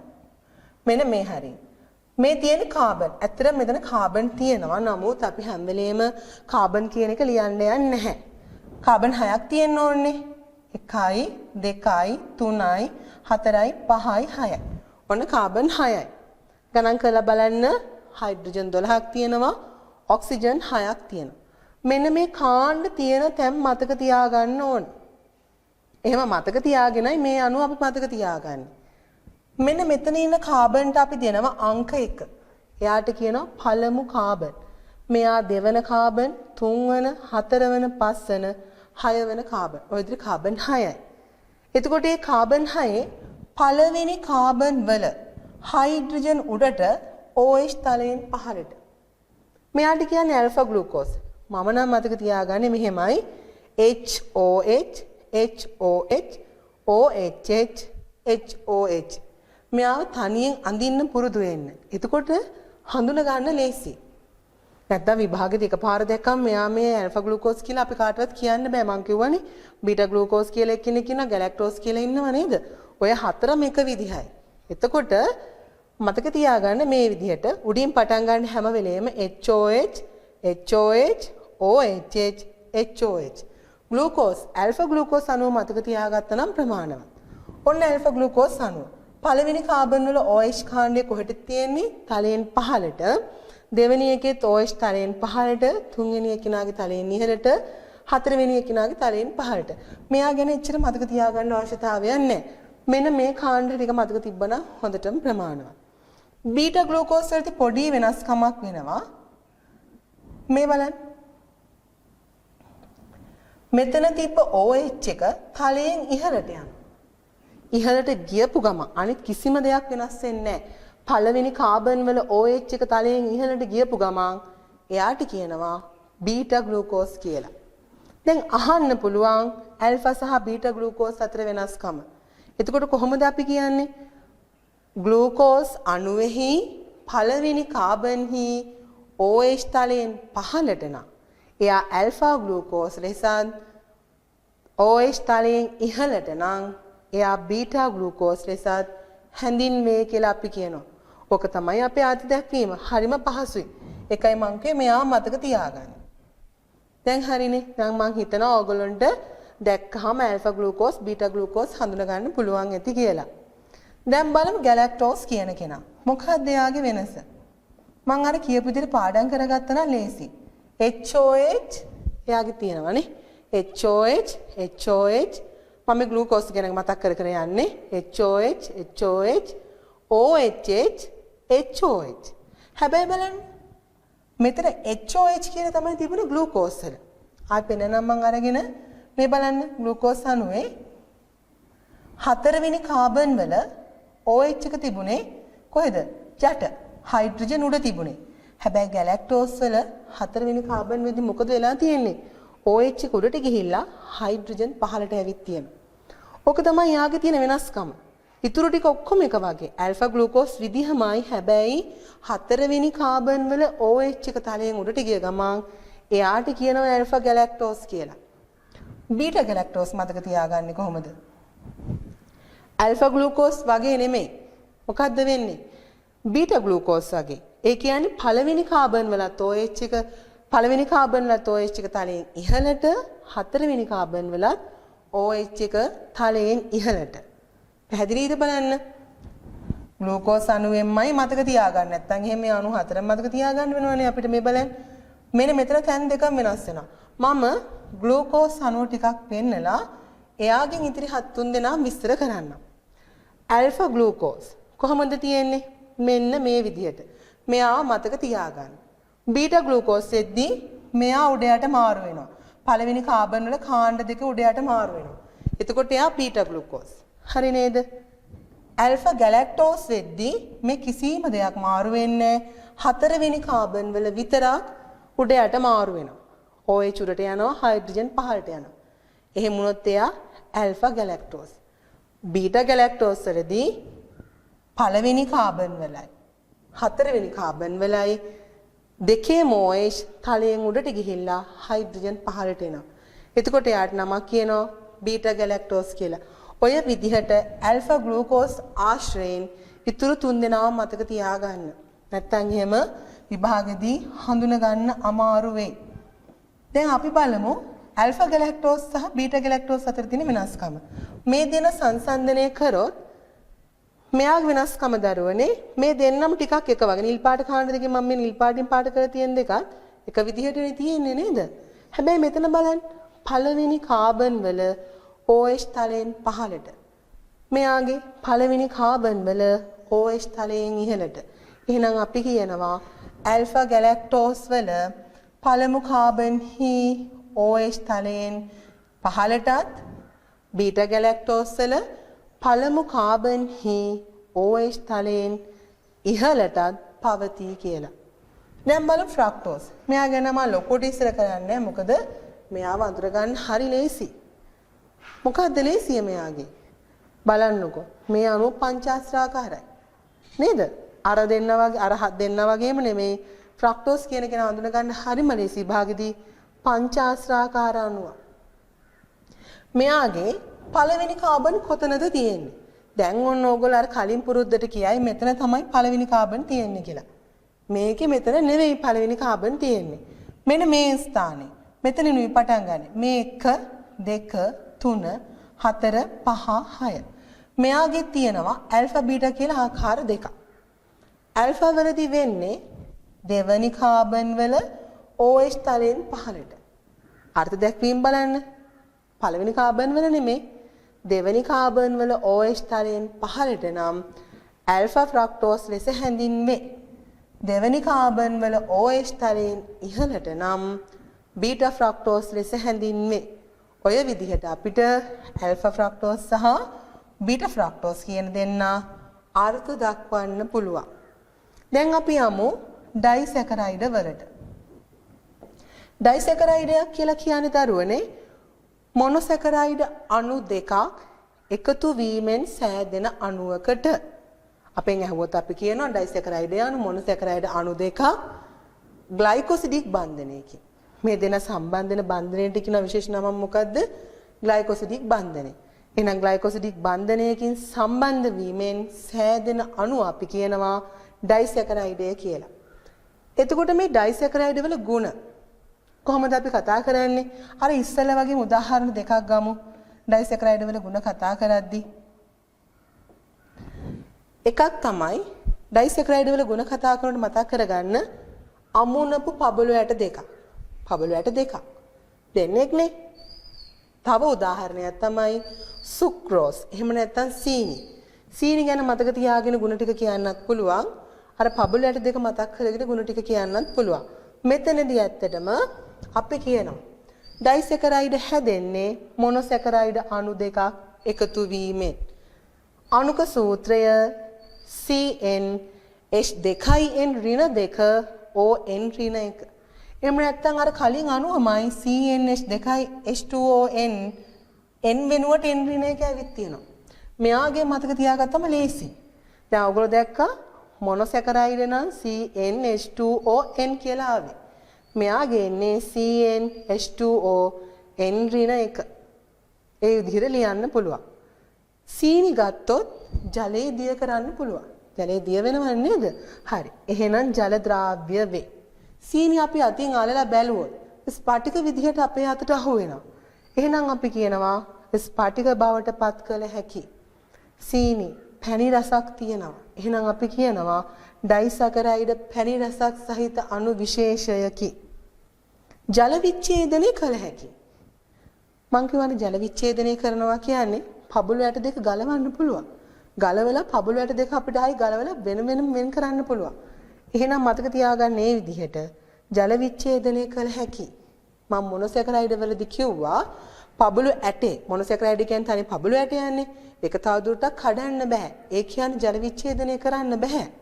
නමුත් මෙතනදී පබළු ඇට දෙක අපිට ගලවන්න පුළුවන්. ගලවලා වෙන් කරලා ගන්න පුළුවන්. එහෙනම් අපි කියනවා ජල විච්ඡේදනය කරන්න පුළුවන් කියලා. ජල විච්ඡේදනය මොනවද හැදෙන්නේ? මෙහෙම හිතන්නකෝ. රතු පබළුකුයි නිල් පබළුකුයි අමුණලා තියෙනවා. ගැලවුවම මොනවද හම්බෙන්නේ? රතු පබුලයි නිල් පබුලයි. නේද? අර ඒක හැදිලා තිබ්බ පබළු දෙකමනේ හම්බෙන්නේ. රතුයි නිලුයි පබළු දෙකක් ගැලෙවුවම රතු පාට පබළු දෙකක් හම්බෙන්නේ නැහැනේ අපිට. අන්න ඒ වගේ තමයි ජල විච්ඡේදනයෙන් හැදෙන්නේ තැනුම් මේකක මොනොසැකරයිඩ. ඒ හැදිච්ච කෙනාමයි හැදෙන්න උපයෝගී වෙච්ච කෙනාමයි තැනෙන්න උපයෝගී වෙච්ච කෙනාමයි ආපහු අපිට ලැබෙන්නේ. මේක නම් ඕන ළමයට තේරෙන දෙයක්. මෙන්න මේ ග්ලයිකෝසිඩික් බන්ධනය මම කිව්වා මොනොසැකරයිඩ් අණු දෙකක් එකතු වෙන්නේ ග්ලයිකෝසිඩික් බන්ධනයකින් කියලා. හැබැයි මේ ග්ලයිකෝසිඩික් බන්ධනය කියන එක මම දැන් විස්තර කරන්නේ නැහැ. මොකද මේක දැන් විස්තර කරාට තේරෙන්නේ නැහැ. ඒක නිසා අපි ඉස්සෙල්ලාම බලමු ඩයිසැකරයිඩයක් හැදෙන විදිහ. හැදෙන විදිහ බැලුවම ඔයාලට තේරෙනවා කොහොමද මේ ග්ලයිකෝසිඩික් බන්ධනය විස්තර කරන්න කියන එක. මම ගන්නම් ඔයාලගේ සිලබස් එකේ තියෙන පළවෙනි ඩයිසැකරයිඩ්. මෝල්ටෝස් මොනවාගේ තියෙන්නේ? නෙස්ට මෝල්ට් වල තියෙනවා, හෝලික්ස්, විවා නේද? මෝල්ට්මය පානවල තියෙනවා. එහෙම නැත්නම් පරෝහණීය වූ බීජ. මොනවද පරෝහණීය වූ බීජ කියලා කියන්නේ? අපි මුං ඇට ටිකක් වතුරට දාලා දවස් දෙකක් විතර තියෙනවා. චූටි මුලක් වගේ නේද පේනවා නේද? මුලක් නෙමෙයි ඇත්තටම එන්නේ චූටි අර අපි කියන පොඩි අංකුරයක් වගේ තියෙනවා නේද? අන්නේ කොටසට. කියන්නේ පරෝහණය වෙලා. එයා පැලවෙන්න යන්නේ නේද? ඒ වගේ තියෙනවා මේ අවස්ථාවේ මෝල්ටෝස් කියන එක. ශුද්‍ර ජීව විද්‍යාව ඉගෙනගෙන තියෙනවා නම් බීර නිෂ්පාදනයේදී මේ මෝල්ටෝස් ගැන ඕගොල්ලෝ කතා කරනවා. මම හිතන්නේ ඕගොල්ලෝ ශුද්‍ර ජීව විද්‍යාව මුල පාඩමක් නිසා ඉගෙනගෙන ඇති. ඒ නිසා මෝල්ටෝස් ගැන දන්නවා ඇති. මෝල්ටෝස් කොහොමද හැදෙන්නේ? ඇල්ෆා ග්ලූකෝස් අණු දෙකක් එකතු වෙලයි මෝල්ටෝස් හැදෙන්නේ. මේ ඩයිසැකරයිඩ් වල මතක තියාගන්න ඕනේ ඇත්තටම හැදෙන විදිහ. මෝල්ටෝස් හැදෙන්නේ කොහොමද? ඇල්ෆා ග්ලූකෝස් අණු දෙකක් එකතු වෙලා. හැබැයි ජල අණුවක් මෙහි තියෙනවා. මේ මොකද්ද මේ? මේ අණු දෙක එකතු වෙනකොට මේ අණු දෙක අතරින් ජල අණුවක් ඉවත් වෙනවා. ඒ නිසා තමයි මේ පැත්තේ ජලය තියෙන්නේ. බලමු මේ දෙන එකතු වෙන විදිහ. මේ ඇඳලා තියෙන්නේ ග්ලූකෝස් අණුව. ග්ලූකෝස් තව ග්ලූකෝස් අණුවක් එක එකතු වෙනවා. කොහොමද එකතු වෙන්නේ? මම මෙහෙම කියන්න. මේ දෙන අත්අල්ල ගන්නවා. අත්අල්ලගෙන තමයි බන්ධනය හදාගන්නේ. අපි තෙම්නේ යාළුවෙක් එක පාරේ යනකොට මේ යාළුවෝ දෙන්නෙක් කියලා හිතන්නකෝ. ඔන්න අත් දෙක අල්ලන් යන්නේ. එතකොට අත්අල්ල ගන්නේ කොහොමද? හැම වෙලේම අත් දෙක කියලා කියන්නේ OH කාණ්ඩ දෙකක්. කවදාවත් OH කාණ්ඩයක් හයිඩ්‍රජන් වල අල්ලගන්නේ නැහැ. මේ අවස්ථාවේදී OH අල්ලගන්නේ කාවද? OH-ම. ඕගොල්ලෝ ගෙදරදී මෙන්න මේ අණු දෙක ඇඳලා මේක අඳින්න උත්සාහ කරන්න. එතකොට පුළුවන් ඔයාලට. මේ OH කාණ්ඩ දෙක එකිනෙකට සම්බන්ධ වෙනවා. හැබැයි සම්බන්ධ වෙනකොට දරුවනේ එක ඔක්සිජන් එකක් පොදුවේ තියා ගන්නවා. OH කියද්දී ඔක්සිජන් දෙකයි හයිඩ්‍රජන් දෙකයි තියෙනවනේ. එක ඔක්සිජන් එකක් තියාගෙන අර අමතරව තිබ්බ හයිඩ්‍රජන් දෙකයි ඔක්සිජන් එකයි ජල අණුවක් විදිහට ඉවත් කරනවා. මට අතර මෙතන ඉඩ මදියලා තියෙනවා ඒක ලියන්න. නමුත් උඩ එකේ තිබුණා මේ විදිහට මේ තියෙන්නේ බලන්න. මෝල්ටෝස් හැදිලා ජල අණුවක් ඉවත් වුණා. අර OH එකතු වෙද්දී පොදුවේ ඔක්සිජන් එකක් තියා ගන්නවා. එක ජල අණුවක් ඉවත් කරලා දානවා. ඔය විදිහටම තමයි සෙලබියෝස් හැදෙන්නේ. හැබැයි එකතු වෙන්නේ බීටා ග්ලූකෝස් සහ බීටා ග්ලූකෝස්. බලමු සෙලබියෝස් හැදෙන විදිහ. සෙලබියෝස් හැදෙනකොට මෙන්න අණු දෙක. කවුරුද අත්අල්ලගන්නේ? OH එක. හැබැයි මේ OH පහළ තියෙන්නේ. මේ OH උඩ තියෙන්නේ. ප්‍රශ්නයක් නැහැ. මෙහෙම බන්ධනය හදන්න පුළුවන්. අර ඉස්සෙල්ලා වගේ කෙලින් අතර බන්ධනය හැදුවේ නැහැ. ඇල බන්ධනය. එතනත් පොදුවේ ඔක්සිජන් එකක් තියාගෙන අර වැඩිපුර තියෙන හයිඩ්‍රජන් එකයි මේ OH එකතු වෙලා ජල අණුවක් ඉවත් වෙලා යනවා. මෙයාට කියනවා සෙලබියෝස් කියලා. ඊළඟට බලමු අපි ලැක්ටෝස් කියන කෙනා. ලැක්ටෝස් හැදෙන්නේ බීටා ගැලැක්ටෝස් සහ බීටා ග්ලූකෝස් එකතු වෙලා. පාඩම් කරගන්න ඕනේ මේ කියන ඒවා. මේ දෙක මාරු කරලා ලියුවොත් වැරදි. බීටා ගැලැක්ටෝස් බීටා ග්ලූකෝස් එක එකතු වෙන්නේ. දෙක මාරු කරන්න එපා. බලන්න. රූප දෙක ඇඳගත්තා. මේ දොගල ඇඳලා බලන්න ගෙදරදී. OH කාණ්ඩ දෙක එකතු වුණා. මෙතන ඇලට බන්ධනයක් හටගෙන තියෙනවා. මෙයාට කියනවා ලැක්ටෝස්. බලන්න සුක්‍රෝස් හැදෙන්නේ කොහොමද? සුක්‍රෝස් කියලා කියන්නේ සාමාන්‍ය සීනි. ඇල්ෆා ග්ලූකෝස් සහ බීටා ෆ්‍රක්ටෝස් කියන දෙක එකතු වෙලා. හැදෙනවා සුක්‍රෝස් සහ ජලය. බලන්න හැදෙන විදිහ. ඇල්ෆා ග්ලූකෝස් මේ තියෙන ඇල්ෆා ග්ලූකෝස් කියන එක පේනව නේද? මේ තියෙන බීටා ඇල්ෆා ග්ලූකෝස් දැන බීටා ෆ්‍රක්ටෝස් නේ. මේ තියෙන බීටා ෆ්‍රක්ටෝස් කියන එක්කෙනා. එතකොට මේ දෙන්න එකතු වෙලායි කවුරු හැදෙන්නේද? සුක්‍රෝස් කියන කෙනා හැදෙන්නේ. දැන් ඔයාලා කල්පනා කරනවා ඇති මම මේ යටින් ලියලා තියෙන බන්ධනය මොකක්ද කියලා. මෙන්න මේ බන්ධනයක් පේනවනේ. මම යන්නම් උඩ මේකට ආපහු. අපි මෝල්ටෝස් ගැන ඉඳන්ම කතා කරන් එමු. බන්ධන ටික ගැන. මෙතන මෝල්ටෝස් කියන කෙනා හැදුනේ කොහොමද? ඇල්ෆා ග්ලූකෝස් මම මේවට අංක දැම්මොත් බලන්න මේ තියෙන්නේ පළවෙනි කාබන්. බන්ධනේ හැදෙන විදිහ බලන්න. පළවෙනි කාබන් වල තියෙන OH කාණ්ඩය මෙතන ගත්තොත් තියෙන 1 2 3 4 නේ. හතරවෙනි කාබන් වල තියෙන OH කාණ්ඩයත් එක්ක තමයි සම්බන්ධ වෙලා තියෙන්නේ. ආයිත් අහගන්න මෙන්න මේ අණුවේ මේ ඇල්ෆා ග්ලූකෝස් වල පළවෙනි කාබන් මෙයාගේ හතරවෙනි කාබන් එක සම්බන්ධ වුණා. එතකොට සම්බන්ධ වුණේ කවුරුද බලන්න. මෝල්ටෝස් හැදෙද්දී ඇල්ෆා ග්ලූකෝස් සහ ඇල්ෆා ග්ලූකෝස්නේ. එහෙනම් මේ බන්ධනයේට කියනවා නම දෙන්නම ඇල්ෆා නිසා ඇල්ෆා පළවෙනි කාබන් හතරවෙනි එකිනෙකත් එක්ක සම්බන්ධ වුණේ. ඇල්ෆා 1,4 ග්ලයිකෝසිඩික් බන්ධනය. දෙන්නම ඇල්ෆා නිසා ඇල්ෆා 1,4 ග්ලයිකෝසිඩික් බන්ධනය. දැන් හරි සරලයි. සෙලබියෝස් හැදුනේ බීටා ග්ලූකෝස් සහ බීටා ග්ලූකෝස් එකතු වෙලා. එහෙනම් බන්ධනය කොහොමද ලියන්නේ? දෙන්නම බීටා නිසා බීටා.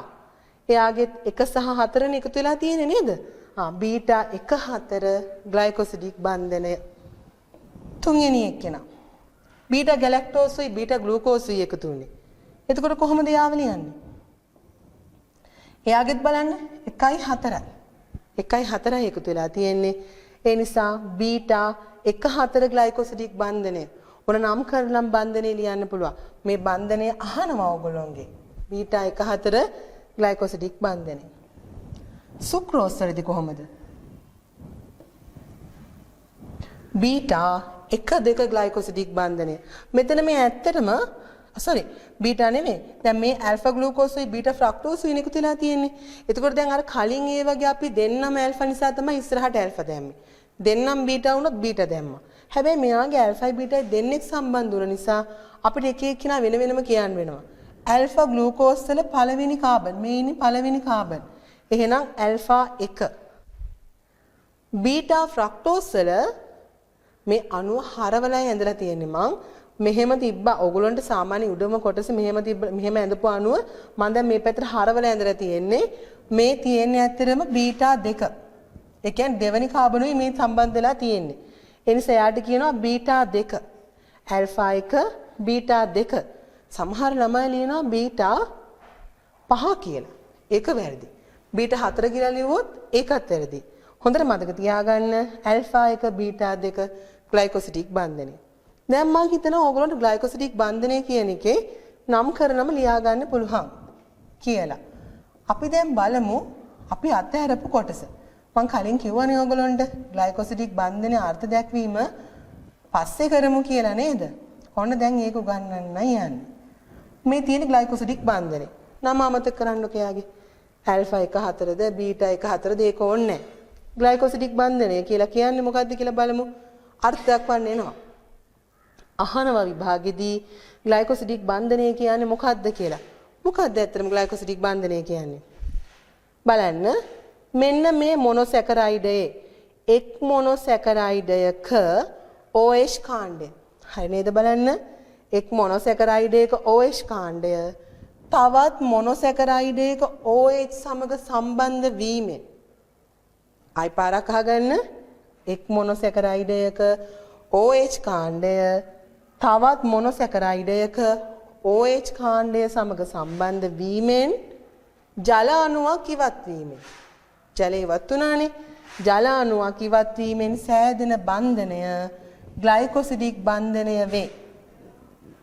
හරි නේද බලන්න අපි අර්ථයක් වීම එක් මොනොසැකරයිඩ් අණු දෙකක් එකතු වීමේදී ඒ කොටස නැතත් කමන්නේ එක් අණුවක OH කාණ්ඩය අනෙක් අණුවේ OH සමග සම්බන්ධ වීමෙන් ජල අණුවක් ඉවත් වීමෙන් සෑදෙන බන්ධනය ග්ලයිකෝසිඩික් බන්ධනය. එහෙනම් ඔන්න ග්ලයිකෝසිඩික් බන්ධනය කියන එකත් ඕගොල්ලන්ට පහසුවෙන්ම අර්ථ දක්ව ගන්න පුළුවන්. මේක අර රූපත් එක මතක තියාගත්තම ලේසියෙන් ලියන්න පුළුවන්. එහෙම නැත්නම් කටපාඩම් කරන්න යන්න එපා. කටපාඩම් කරන්න ගියොත් ටිකක් විතර ඔයගොල්ලන්ට අමාරු වෙයි. මීලං කාබෝහයිඩ්‍රේට් ආකාරය තමයි පොලිසැකරයිඩ්. පොලි කියලා කියන්නේ බහු කියන එක. ඒතර බහු කියලා කියන්නේ මොනොසැකරයිඩ් අණු බහු අවයවීකරණයෙන් තමයි පොලිසැකරයිඩ් කියන එක හැදෙන්නේ. බහු අවයවික කියලා වෙනම පාඩමකුත් ඕගොල්ලෝ ඉගෙන ගන්නවා. ඔන්න බහු අවයවික කියන පාඩමේදී ස්වභාවික බහු අවයවික යටතේ අපි පොලිසැකරයිඩ් ගැන කතා කරනවා. එතනදිත් මේ කොටස අපහව ඕගොල්ලන්ට ඒ ගුරුවරු කතා කරයි. පොලිසැකරයිඩ් හැදෙන්නේ මොනොසැකරයිඩ් අණු දෙකකට වඩා වැඩි ප්‍රමාණයක් එකිනෙක එකතු වීමෙන්. හැබැයි අපිට මේ අණුවේ සාපේක්ෂ අණුක ස්කන්ධය හරියටම කීයද කියලා කියන්න බෑ. මම මේකට හේතුව කියන්නම් දරුවනේ. පබළු වැලක් ගත්තාම ඒ පබළු වැලේ අපි හිතමු පබළු වැට 10ක් තියෙනවා කියලා. එක පබළුවක් ග්‍රෑම් 1යි නම් පබළු වැට 10 ග්‍රෑම් 10යි. පබළු වැලේ පබළු වැට 100යි නම් එකක් ග්‍රෑම් 1යි නම් පබළු වැලේ ස්කන්ධය ග්‍රෑම් 100යි. ඉතින් අපි පබළු වැට ගන්න දැනගන්න ඕනේ නේද? මේක ස්කන්ධය මැනගන්න පබළු වැලේ ස්කන්ධය මනින්න පබළු ඇට ගන්න දැනගෙන ඉන්න ඕනේ. හැබැයි මේ පොලිසැකරයිඩ් අණුවේ අපි දන්නේ නැත්තම් මොනොසැකරයිඩ් අණු කීයක් තියෙනවද කියන එක අපිට සාපේක්ෂ අණුක ස්කන්ධය හරියටම කියන්න බෑ. හැබැයි එක දෙයක් කියන්න පුළුවන් සාපේක්ෂ අණුක ස්කන්ධය වැඩි. මොකද මොනොසැකරයිඩ් අණු ගණනාවකින් හැදිලා තියෙන නිසා. ඊළඟට මෙතන මොනොසැකරයිඩ් අණු මං කියවනේ දෙකට වඩා වැඩි ප්‍රමාණයක් 3ක් 4ක් 5ක් 6ක් ආදී වශයෙන් 100ක් 200ක් 500ක් නේද ලක්ෂයක් 2 ලක්ෂයක් ඒ විදිහට එකතු වෙලානේ පොලිසැකරයිඩ් හැදෙන්නේ. එතකොට මොනොසැකරයිඩ් අණු 3 සිට 10 දක්වා එකතු වෙනවා නම් අපි ඒකට විශේෂ නමක් කියනවා ඔලිගොසැකරයිඩ් කියලා. එහෙනම් ඔලිගොසැකරයිඩ් කියලා කියන්නේ මොනොසැකරයිඩ් අණු 3 සිට 10 දක්වා එකතු වී සෑදෙන පොලිසැකරයිඩ් වලට. පොලිසැකරයිඩ් වලට උදාහරණයක් තමයි පාම් පිටි, එම්පිෂ්ඨය. එහෙම නැත්නම් පාම් පිටි කියලා හිතන්නකෝ ඕගොල්ලෝ. පිෂ්ඨය කියන එක දුරස්ථයි වගේ නම් පාම් පිටි කියලා හිතන්න. පාම් පිටි ටිකක් අරගෙන ජලයේ දිය කරලා බලන්න. දිය වෙයිද? පාම් පිටි ජලයේ දිය වෙනවද කියලා බලනකොට ඉස්ලාම් ටික දිය කරද්දී ඕගොල්ලන්ට දැනේ දිය වෙනවා වගේ. හැබැයි ඔයාලා පාම් පිටි ටික දිය කරලා පැයක් දෙකක් නිසල්මණී මේසයක් උඩ තියලා තියන්න. ටිකක් වෙලා යද්දී අර පාම් පිටි ටික අඩියට බහිනවා. ඒ කියන්නේ පාම් පිටි ටික දිය වෙලා නැහැ. මොනවද වෙලා තියෙන්නේ? මිශ්‍ර වෙලායි තිබිලා තියෙන්නේ. එහෙනම් ඒ වගේ තමයි පොලිසැකරයිඩ් සියල්ලත් ජලයේ මිශ්‍ර වෙනවා මිසක් ජලයේ දිය වෙන්නේ නැහැ. ඒ නිසා අපි කියනවා සියල්ල ජල අද්‍රාව්‍ය වේ. ඊළඟට පාම් පිටි ටික අතින් අල්ලලා බලන්න. මොනොසැකරයිඩ් ඩයිසැකරයිඩ්. ඒ කියන්නේ අපි උදාහරණ විදිහට ගත්තොත් ග්ලූකෝස් සීනි වගේ ස්පාටික විදිහට අපේ අතට අහු වෙන්නේ. එහෙනම් අපි කියනවා ස්පාටික බවට පත් කර නොහැකි කියලා. ඊළඟට පිෂ්ඨය. පැණි රසක් නැහැ නේද? පැණි රසක් නැහැ. එහෙනම් පොලිසැකරයිඩ් සියල්ලම පැණි රස රහිතයි කියලා අපි කියනවා. ජල විච්ඡේදනය ගැන කිව්වොත් ජල විච්ඡේදනය කරන්න පුළුවන්. සරලවම කිව්වොත් මම කියනම් මේ විදිහට අපි අර පබළු වැල ගැන කතා කරමු. පබළු වැලක් තියෙනවා. මේ පබළු වැලේ පබළු එකිනෙක ගලවන්න පුළුවන් නේද? අන්න එහෙනම් ජල විච්ඡේදනය කරන්න පුළුවන්. ජල විච්ඡේදනය කිරීමෙන් මොනවද ලැබෙන්නේ? මම කලින් උදාහරණෙදි කිව්වා ඕගොල්ලන්ට. රතු පාට පබළු වලින් පබළු මාලි හදලා තිබ්බනම් රතු පාට පබළු ඇටයි ලැබෙන්නේ. නිල් පාට පබළු වලින් නම් නිල් පාට පබළු ඇට. එහෙනම් මේක හැදිලා තියෙන ඇල්ෆා ග්ලූකෝස් වලින් නම් අපිට ආපහු ලැබෙන ඇල්ෆා ග්ලූකෝස් අණු. ඒ වගේ අපි කියනවා ජල විච්ඡේදනයේ තැනුම් මේකක මොනොසැකරයිඩ් ලැබේ කියලා. ඒ විතරක් නෙමෙයි දරුවනේ. මෙතන තියෙනවා තැනුම් මේකක ඩයිසැකරයිඩ් ලැබේ කියලා. මොකක්ද ඒ කියන්නේ? අපිට පුළුවන් නේද පබළු වැල තනි පබළු ඇට වලට ගලවන්න නැතුව පබළු ඇට දෙක ගලවන්න පුළුවන්. නේද? අපි හිතමු රතු පාට පබළු මාලයක් තියෙනවා. මට පුළුවන් පබළු ඇට එක එක වෙන් කරලා ගන්න. එහෙම නැත්නම් පබළු ඇට දෙක වෙන් කරන්නත් පුළුවන්. ඒ කියන්නේ පොලිසැකරයිඩ්ත් වෙන් කරන්න පුළුවන් මොනොසැකරයිඩ් වලට සහ ඩයිසැකරයිඩ් වලට. දැන් බලමු පොලිසැකරයිඩ් කිහිපයක්. පිෂ්ඨය කියලා කියන්නේ පොලිසැකරයිඩයක්. හැබැයි පිෂ්ඨය කියන්නේ හරියටම කිව්වොත් පොලිසැකරයිඩ් දෙකක එකතුවක්. ඇමයිලෝස් සහ ඇමයිලෝපෙක්ටින් කියන ප්‍රධාන පොලිසැකරයිඩ් දෙක එකතු වීමෙන් තමයි පිෂ්ඨය නිෂ්පාදනය වෙලා තියෙන්නේ. එහි ඇමයිලෝස් තියෙනවා 10ක් 20ක් අතර ප්‍රමාණය. එහෙනම් ඉතුරු ප්‍රමාණය ඒ කියන්නේ 80ත් 90ත් අතර ප්‍රමාණයක් ඇමයිලෝපෙක්ටින් තියෙන්න ඕනි. දැන් බලමු අපි ඇමයිලෝස් කියන කෙනාව. මේ ඉන්නේ ඇමයිලෝස්. හැදිලා තියෙන ඇල්ෆා ග්ලූකෝස් අණු වලින්.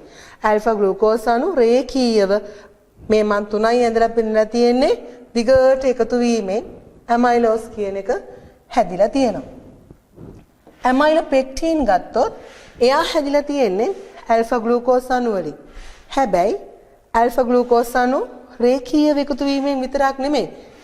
බලන්න හරස් බන්ධන සහිතව එකතු වීමෙන් තමයි හැදිලා තියෙන්නේ ඇමයිලෝපෙක්ටින් කියන එක.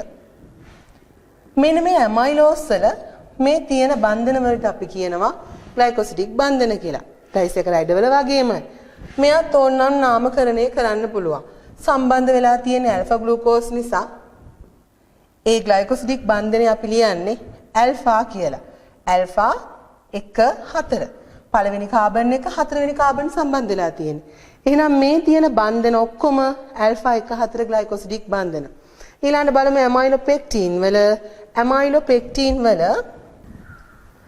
ඇමයිලෝපෙක්ටින් කියන එක හැදෙන්නේ ඇල්ෆා ග්ලූකෝස් අණු එකතු වීමෙන්. හැබැයි ඇල්ෆා ග්ලූකෝස් අණු රේඛීය විතරක් නෙමෙයි හරස් බන්ධන සහිතවත් එකතු වෙලා තියෙනවා. ඒ විදිහට තමයි ඇමයිලෝපෙක්ටින් හැදෙන්නේ.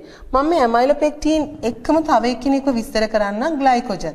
ඇත්තටම දරුවනේ ඇමයිලෝපෙක්ටින් සහ ග්ලයිකෝජන් වල අණුව ගත්තොත් ගොඩක් වෙලාවට සමානකම් තියෙනවා. ඇත්තටම කිව්වොත් මේ දෙන්නව හරියට වෙන් කරලා අපිට අඳුර ගන්න බෑ. දෙන්නම එක වගේ. මෙයාගේ බන්ධන ගැන විස්තර කරන්නම් මම. ඇමයිලෝපෙක්ටිනුත් මේ විදිහම නිසා දෙන්නගේ බන්ධන එකපාරම විස්තර කරන්න. මෙන්න මෙතන මේ තියෙන රේඛීය බන්ධනය අර ඉස්සෙල්ලා කිව්වා වගේම ඇල්ෆා 1 4 ග්ලයිකොසිඩික් බන්ධනයක්. මෙයාගේ පළවෙනි කාබන් මෙයාගේ හතරවෙනි කාබන් එක සම්බන්ධ වෙලා තියෙන්නේ.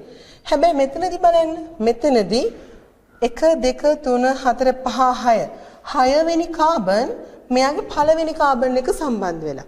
ඒ නිසා මෙතන මේ හරස් බන්ධනය හැදෙන්නේ ඇල්ෆා 1 6 ග්ලයිකොසිඩික් බන්ධනයකින්. එහෙනම් අපි කියනවා ග්ලයිකෝජන් සහ ඇමයිලෝපෙක්ටින් අණු දෙක ගත්තොත් බොහෝ දුරට සමානයි කියලා. දැන් බලමු සෙලියුලෝස්. සෙලියුලෝස් කියන කෙනා ගත්තොත් දරුවනේ මෙයා ටිකක් වෙනස්. දැන් අපි මෙච්චරලා කතා කරපු ඇමයිලෝස්, ඇමයිලෝපෙක්ටින්, ග්ලයිකෝජන් කියන තුන් දෙනාම හැදුනේ. ඒ පොලිසැකරයිඩ් ආකාර තුනම හැදුනේ ඇල්ෆා ග්ලූකෝස් වලින්.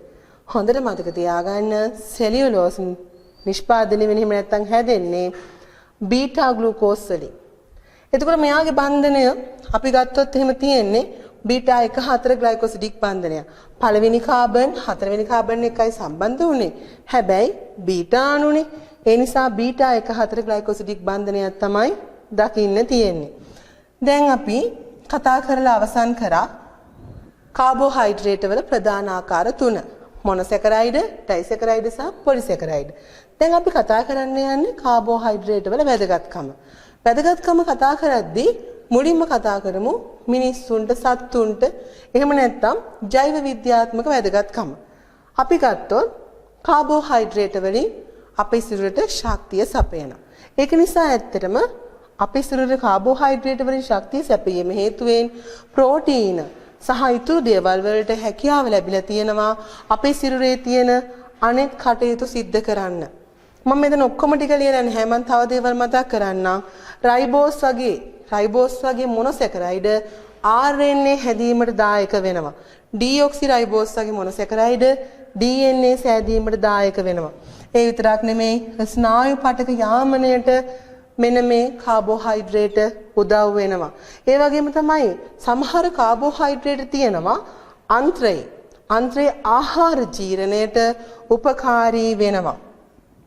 ඊළඟට සමහර කාබෝහයිඩ්‍රේට් තන්තුමය ද්‍රව්‍යයක් විදිහට අපේ සිරුරේ අඩංගු වෙනවා. පිළිකාව, දියවැඩියාව වගේ හෘද රෝග වගේ දේවල් වළක්වන්න ඒ දේවල් උපකාරී වෙනවා. ඊළඟට කයිටින් වගේ කාබෝහයිඩ්‍රේට් ඔයගොල්ලෝ දන්නවා දිලීරවල සෛල බිත්තිය සෑදීමට නේද? ඒ වගේ ව්‍යුහමය ද්‍රව්‍ය විදිහට හැසිරෙන අවස්ථා අපිට බලන්න පුළුවන්. ඊළඟට ජීවියෙකුගේ සංසේචනයට විකසනයට රුධිරය කැටි ගැසීමට ප්‍රතිශක්තිකරණයට කාබෝහයිඩ්‍රේට් දායක වෙනවා. ඕගොල්ලන්ට තව දේවල් තියෙනවා, තව ගොඩක් දේවල් තියෙනවා. මම හිතන්නේ ඕගොල්ලෝ සමහර දේවල් අච්චුපොතෙත් තියෙනවා මීට අමතරව. ඊට අමතරව මම හිතන්නේ ඕගොල්ලෝ ඕලෙල් කාලේ ඉගෙනගෙන තියෙනවා. කාබෝහයිඩ්‍රේට් වලින් ගොඩාක් වැදගත්කම් තියෙනවා. ඒ ඔක්කොම මම මෙතනදී කතා කරන්නේ ඔය වගේ ටිකක් තමයි කතා කරන්නේ. ඊළඟට බලමු කාබෝහයිඩ්‍රේට් වල කාර්මික වැදගත්කම මොන වගේද කියලා. කාබෝහයිඩ්‍රේට් දායක වෙනවා කඩදාසි නිෂ්පාදනයේදී. ඇතැම් කඩදාසි වර්ග කපු, රයෝන්, ලිනන් වගේ රෙදි වර්ග නිෂ්පාදනයේදී. ඊළඟට සෙලියුලෝස් පටල නිෂ්පාදනයේදී. ඊළඟට ජලය අවශෝෂණය කරන ස්පොන්ජ් වගේ ඒවා නිෂ්පාදනය කිරීමේදී. ඊළඟට දුම් රහිත වෙඩි බෙහෙත් නයිට්‍රෝසෙලියුලෝස් කියලා කියනවා, සෙලියුලොනයිට්‍රේට් කියලා කියනවා. අන්නේ දුම් රහිත වෙඩි බෙහෙත් නිෂ්පාදනයේදී. ඊළඟට ජලයේ ද්‍රාව්‍ය ඇතැම් ගම් වර්ග නිෂ්පාදනයේදී කාබෝහයිඩ්‍රේට් දායක වෙනවා. ඊළඟ රූපලාවන්‍ය ද්‍රව්‍ය නිෂ්පාදනයේදී, ඖෂධ නිෂ්පාදනයේදී විතරක් නෙමෙයි තීන්ත නිෂ්පාදනයේදී කාබෝහයිඩ්‍රේට් දායක වෙනවා. ඊළඟට ළමයි විශේෂයෙන්ම ඔයගොල්ලෝ දන්නවා ඔපරේෂන් වලදී එහෙම පාවිච්චි කරන දියවෙන මෙහුන් දාන ඒ නූල් වර්ග නිෂ්පාදනයේට දායක වෙන්නේ කාබෝහයිඩ්‍රේට්. ඊළඟට අපි කතා කරමු කාබෝහයිඩ්‍රේට් කොහොමද හඳුනගන්නේ කියලා. ඒ යටතේ පරීක්ෂණ 3ක් කතා කරන්න බලාපොරොත්තු වෙනවා. පිෂ්ඨය හඳුනා ගැනීම, පිෂ්ඨය හඳුනා ගැනීම, සරල සීනි පරීක්ෂාව සහ සරල සීනි පරීක්ෂාවේ දෙවෙනි ආකාරය කියන පරීක්ෂාව. ওই පරීක්ෂණ 3 අපි ඉස්සරහට කතා කරගෙන යමු. මුලින්ම අපි පිෂ්ඨ පරීක්ෂාව. එහෙම නැත්නම් අයඩින් පරීක්ෂාව සිද්ධ කරලා බලමු. අපි ඒකට කරන්නේ අයඩින් ද්‍රාවණය අරගෙන ඔයගොල්ලන්ට පේනවා ඇති කහ පාට දුඹුරු පාට ද්‍රාවණයක් අයඩින් ද්‍රාවණය. අයඩින් ද්‍රාවණයේ බිඳුවක් ආහාර ද්‍රව්‍යයට දානවා. අපි ඉස්සලාම අල වලට දාලා බලමු. බලන්න වර්ණ විපර්යාසයක් සිද්ධ වුණාද කියලා. අල වලට අයඩින් ද්‍රාවණය දාපුවම ඔයගොල්ලෝ දකින්නේ ඇති දුඹුරු පාට ද්‍රාවණය තද නිල් පාට වෙලා තියෙනවා. අපි එහෙම නැත්නම් කියනවා කළු නිල් පාට වර්ණයක් බවට පරිවර්තනය වෙලා තියෙනවා. එහෙනම් අපි කියනවා දරුවනේ දුඹුරු පාට අයඩින් ද්‍රාවණයේ කළු නිල් පාට වෙනවා නම් එන්නේ ඒ ආහාර ද්‍රව්‍යයේ පිෂ්ඨය තියෙනවා කියලා. දැන් දාලා බලමු පාම් පිටි වලට. ඔයාලට පේනවා ඇති මම ටිකක් වැඩිපුර දාන්නම් ඔයාලට පේන්න ඕන හින්දා දානකොට දුඹුරු පාට කළු නිල් පාටට හැරුණා. හරි නේද? පාම් පිටිවල පිෂ්ඨය තියෙනවා. එහෙනම් කළු නිල් පැහැයට හැරෙන්න ඕන. දැන් බලමු බත් ටිකකට දාලා මොකද වෙන්නේ කියලා. බත් වලට දැම්මම අර දුඹුරු පාට කළු නිල් පැහැයට හැරෙනවා. ඒ කියන්නේ බත් වල පිෂ්ඨය තියෙනවා. ඊළඟට අපි රට කජු ටිකකට දාලා බලමු. මේ බලන්න වර්ණ විපර්යාසයක් වෙනවද කියලා. කළු නිල් පාටට හැරෙන්නේ නැහැ. දුඹුරු පාට ඒ විදිහටම තියෙනවා.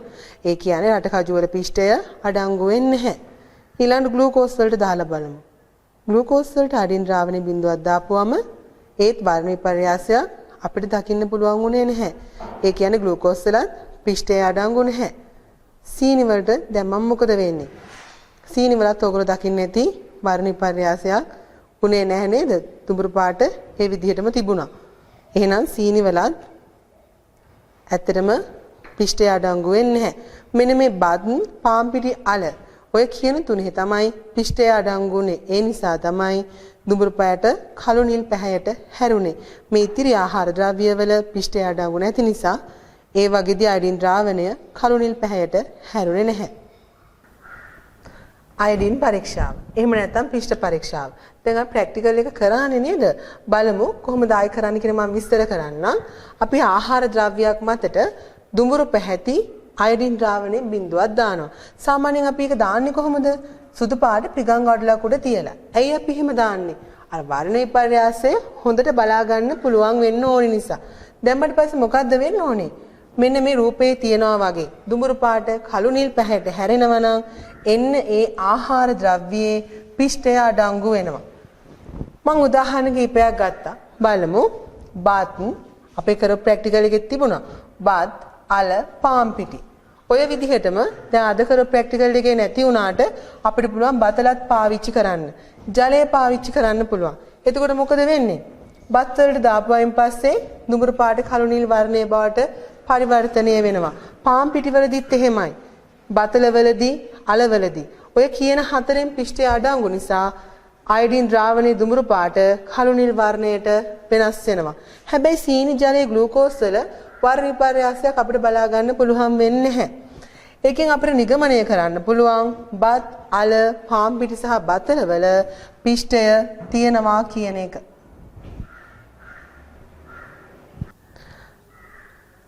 හරි. මුලින්ම අපි කරන්න යන්නේ බෙනඩික් පරීක්ෂණය. එහෙම නැත්නම් කියනවා සරල සීනි පරීක්ෂාව. මොනවද මේ සරල සීනි කියන්නේ? සියලුම ඩයිසැකරයිඩ් සහ මොනොසැකරයිඩ් තමයි සරල සීනි කියලා අපි හඳුන්වන්නේ. මම මෙතන අරන් තියෙනවා විවිධ ආහාර ද්‍රව්‍ය. එක නලයකට අරන් තියෙනවා තෙල්, අනෙක් නලයට අරන් තියෙනවා ආශ්‍රිත ජලය, සීනි, ඊළඟට නලයට අරන් තියෙනවා ග්ලූකෝස්, අනෙක් නලයේ තියෙනවා පාන් පිටි.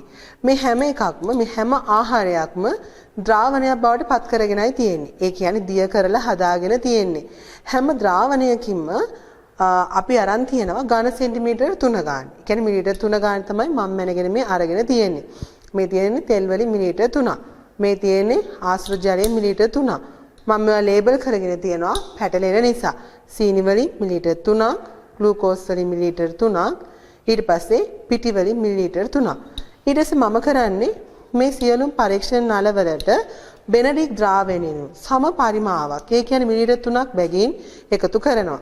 මෙන්න මේ දැන් මම පෙන්නන්නම් ඕගොල්ලන්ට තෙල් වලට බෙනඩික් එකතු කරන විදිහ. අපි එකතු කරනවා. එකතු කරලා ටිකක් මේක මිශ්‍ර කරගන්නවා.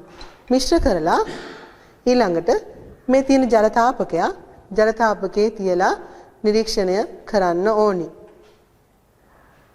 මේ විදිහට සියලුම නල වලට බෙනඩික් එකතු කරගෙන අපි නිරීක්ෂණ ලබා ගමු.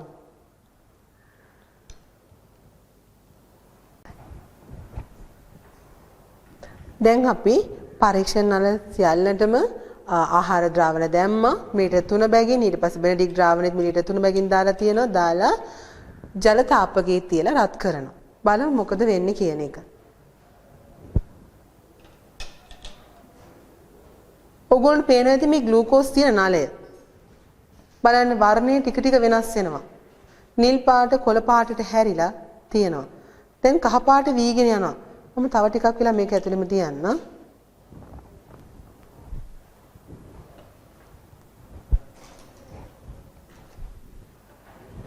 දැන් බලන්න ටිකක් වෙලා ගියාට පස්සේ ග්ලූකෝස් තියෙන නලයේ කඩොල් රතු පාට වගේ වීගෙන යනවා.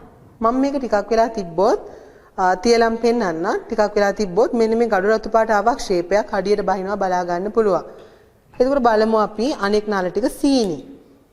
සීනි කොළ පාට වගේ වෙලා තියෙනවා. හැබැයි ගඩොල් රතු පාට අවක්ෂේපයක් අපිට ලැබිලා නැහැ. ඒ කියන්නේ සීනි කියන්නේ සරල සීනි වර්ගයක් නෙමෙයිද? එහෙම වෙන්න බෑ නේද?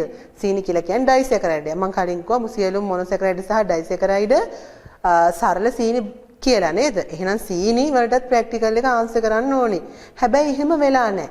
ඒකට හේතුව තමයි දරුවනේ සුක්‍රෝස්. එහෙම නැත්නම් සීනි කියලා කියන්නේ නිරොක්සිහාරක සීනි වර්ගයක්. මේකට බෙනඩික් පරීක්ෂණය කරද්දී තවත් පියවර කිහිපයක් තියෙනවා කරන්න. මම ඒක තව ටිකකින් කරලා පෙන්නන්නම් ඕගොල්ලන්ට. ඊළඟට බලමු අපි තෙල් දාපු එකට මොකද උනේ කියලා.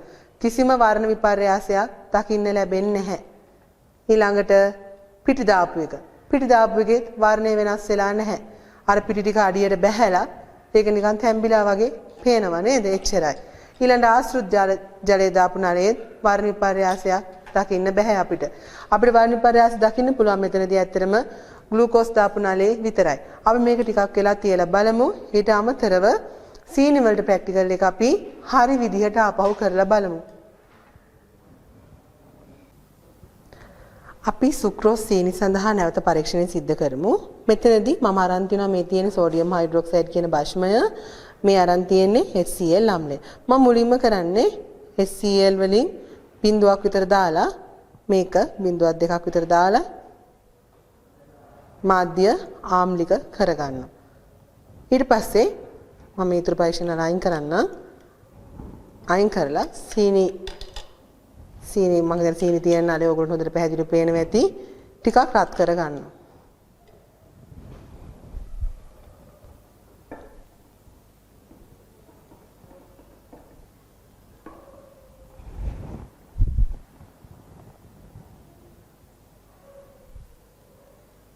ඊට පස්සේ අපි බෂ්මයෙන් බිඳුවක් එකතු කරගන්නවා.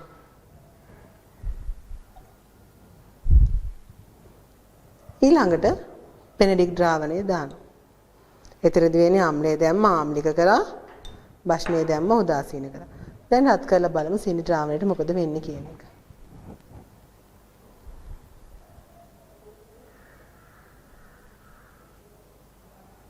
දැන් කලින් පාර වගේ නෙමෙයි ඉක්මනින් පරණ විපර්යාසය පෙන්වන්න ගන්නවා.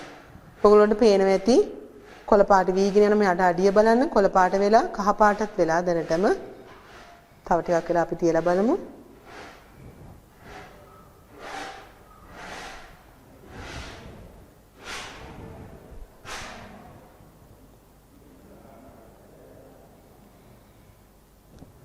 දැන් ගඩොල් රතු පාට අවක්ෂේපය ලැබීගෙන යනවා. කලින් පාර අපිට එහෙම ලැබුණේ නැහැ.